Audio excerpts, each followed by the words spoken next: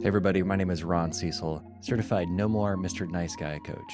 This is part of my series on what makes a nice guy a nice guy. If you're new to this channel or new to this series, go back to my first video on this called 11 Ways You Are Ruining Your Marriage. Nice guy syndrome was popularized by the book No More Mr. Nice Guy by Dr. Robert Glover. Now today, the video isn't going to expand on what makes a nice guy a nice guy. I'm going to focus on one particular trait. There are a couple dozen different traits that makes a nice guy what a nice guy is.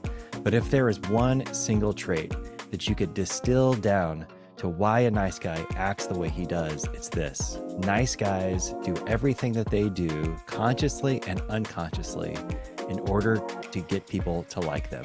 Nice guys are consummate people pleasers. They may say things like, I don't care what people think about me, but their actions say something else. At the core of every nice guy's story is a story of wanting to impress people and to get people on their side. If you dig deep enough in their history, most often this is associated with some form of abandonment in childhood. It could have been that their dad walked out on them. It could have been that their dad was there, but wasn't very present. Or it could be something else. Maybe their dad rejected them because they weren't quote unquote good enough. I'll use my dad as an example. He grew up in a pretty nuclear family.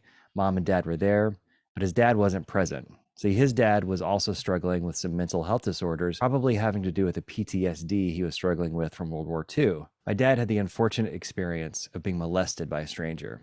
And instead of his dad coming to save him or swoop him up and protect him, his dad judged him and said terrible things about that experience and said to some effect that he probably was asking for it. Now, while my grandfather was around and continued to be in the family, my dad was essentially abandoned at that point in his life. And I can say the rest of my dad's life was spent trying to get people to like him. He was married a bunch of times. All the women he was married to had experienced some kind of trauma in their life. He thought he could be a fixer. If you want to learn more about fixing in relationships, go check out my previous video on that topic. But ultimately, what my dad was after is a sense of safety and acceptance by people around him. He had a deep need to be loved, as we all do. He just didn't have the tools and the understanding on how to get it. If what you're doing is about trying to get people to like you, well, ask yourself a simple question. Anytime you make a choice or a decision around what you're going to do with your day, ask yourself, am I doing this for me, or am I doing this to get attention? If you look at yourself and you find that you're doing it to get attention,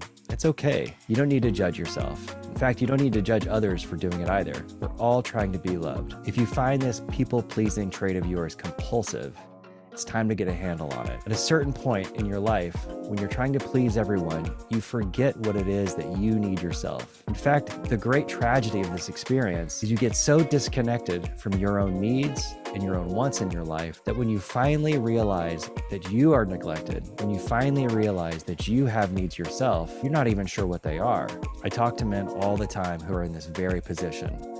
They've spent a lifetime trying to get others to like them and approve of who they are. They go to great lengths to help others and to get on the good graces of those around them, especially their wife. In fact, they make their wife their emotional center. If she's not happy, if she's not approving of who they are, then they feel off center and out of control. If this sounds like you and you're looking for some help, I recommend that you click the link below and take the quiz to see not only that trait, but the other traits that could be in your blind spot. If you're looking for some next steps, I'd highly recommend reading the book No More Mr. Nice Guy by Dr. Robert Glover. If you're looking for extra help, reach out, see if we might be a good fit. Until then, thanks for watching. Don't forget to like and subscribe so that this content reaches other men who also need help. Grace and peace, everybody.